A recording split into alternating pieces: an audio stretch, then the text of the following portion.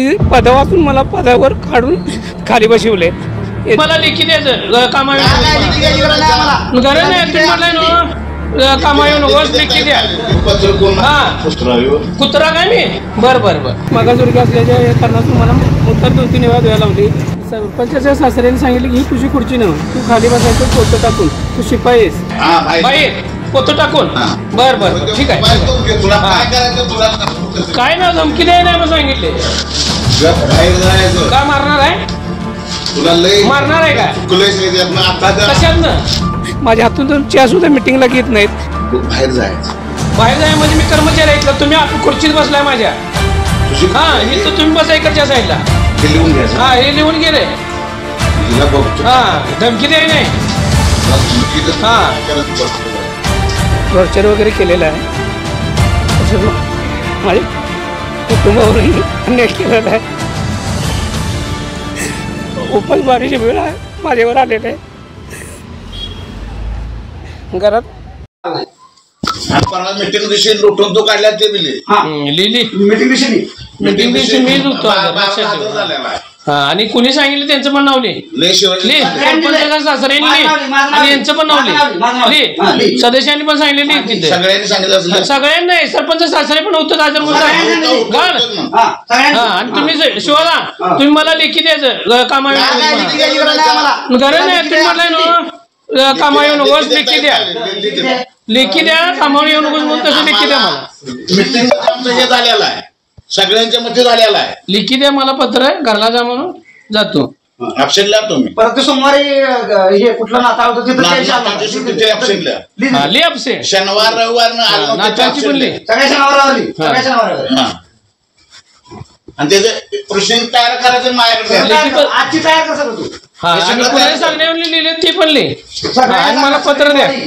कुणाचा एकटा कुठल्या सगळी बॉडी हा सगळी बॉडी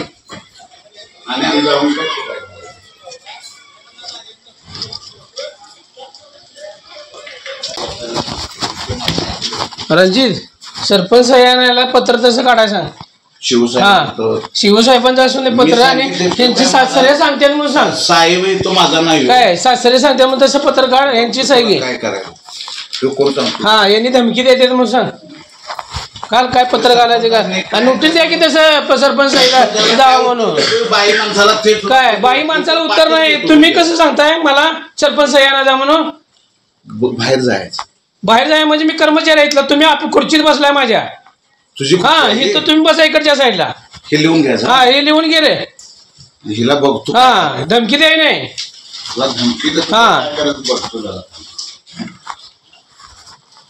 ही तुझी खुर्ची काय शिपाईची खुर्ची बाहेर बसायचं काय बाहेर पोतं टाकून बर बर ठीक आहे. काय ना धमकी द्याय नाही मग सांगितले बाहेर जायचं का मारणार आहे तुला लय मारणार आहे का कशात ना प्रत्येकाला बोट कुठं मारणार आहे काय मग कुठं मारणार आहे माराय तुला कशा मग तुझं तो काम करायचं तुझं तू काम म्हणजे तुम्ही काय सांगते मला काम करायचं म्हणून. हा तेच बघतो ना मग बघा की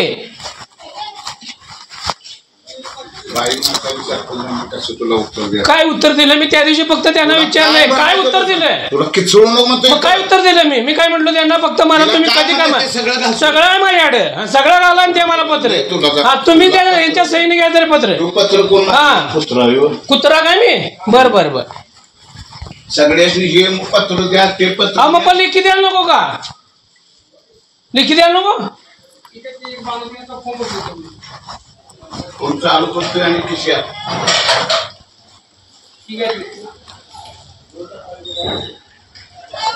माणूस म्हणजे तो येणार होय ब्या लागला तर म्हणा ठेवलाय की मग चालूच आहे की रेकॉर्ड चालूच आहे की मग तुला काय करायचं काय धमकी मारायचं काय मारणार आहे काय. माझे नाव अशोकानंद कांबळे बोलोली ग्रामपंचायत मी गेले 5-6 वर्ष कामाला होतो. मला सरपंच सासरे व सर्व बॉड्यांनी मी कायदेशीरित्या कामावून कमी केले. मी यापूर्वी अपील दाखल केली होती. शिवबेडेंच्याकडे अपील दाखल केले असताना मला कुठल्याही प्रकार न्याय मिळाला नाही. 25 तारखेला मी त्यांच्याकडे अपील दाखल केली. 1 तारखेला माझ्या सुनावणी वगैरे घेऊन त्यांनी मला 1 तारखेला मी त्यांच्याकडे म्हणणं मागणं दिलं, पण म्हणणं देऊनसुद्धा मला अद्याप कुठल्याही प्रकारचं त्याने कुठल्याही हे पत्र निकाल दिला नाही. त्यामुळे मी 21 तारखेला कलेक्टर साहेब, शिव साहेब यांना स्वतः भेटून मी त्यांच्याकडे उपोषणाचं लेटर कामगार आयुक्त कार्यालयाकडे सुद्धा लेटर देऊन कुठल्या प्रकारे माझा अद्यापही न्याय मिळाला नसल्यामुळे मी कुटुंबासहित मरण उपोषणाला बसलो आहे. तरी मला काल शिव यांनी येऊन भेटून गेले. माझ्या जे लेखी मागण्या आहेत ते अजून अद्याप मला कुठल्या प्रकारच्या मागण्या न्याय दिल्या नसल्यामुळे मी अजून अमरण उपोषण काही मागं घेत नाही. तरीसुद्धा माझ्याकडे व्हिडिओ शूटिंग आहे की सरपंच सासरे वारंवार येऊन मला टॉर्चर वगैरे केलेलं आहे. तसंच माझ्या कुटुंबावरही अन्याय केलेला आहे. उपासमारीची वेळ आहे माझ्यावर आलेलं आहे. घरात माझं छोटं हॉटेलसुद्धा होतं, त्याच्यावरती गाव लेवलला सुद्धा माझ्यावर अत्याचार केलेला आहे. तरी प्रशासनानं अजून कुठलीही माझी भूमिका घेतलेली नाही. तरी मला या गोष्टीनं न्याय मिळावा व लवकरात लवकर माझ्या पूर्वोदय कामावर हजर करून सरपंचांचे सासरे मनमानी कारभार करतात व त्यांना व तसेच त्यांच्या बेकायदेशीर त्या मागाला कामावरून कमी काढून टाकले त्यांच्यावर निलंबनाची कारवाई करावी अशी माझी विनंती आहे. याबाबत मिसेस बोलतील. माझं नाव माधुरी अशोक कांबळे आहे. आम्ही लगेच सरपंच त्यांनी तक्रार केल्याबरोबर आम्ही बेडवला वारंवार ग्रामसेवक मॅडमला सूचना केले होते माझ्या मिस्टरांनी. तरी पण त्यांनी अद्याप त्यांच्यावर ॲक्शनच घेतली नव्हती. त्यामुळे शेवट त्यांनी सरपंचबाईंनी मनमानी कारभार करून बेकायदेशीररित्या यासनी कामावून कमी केलं. त्याच्यानंतर आम्ही बेडे साहेबांच्याकडे अपील केलं. बेडे साहेबांच्याकडे अपील केल्यानंतर 3 महिने त्यांनी 3 महिने त्यांनी काही दखलच घेतली नव्हती.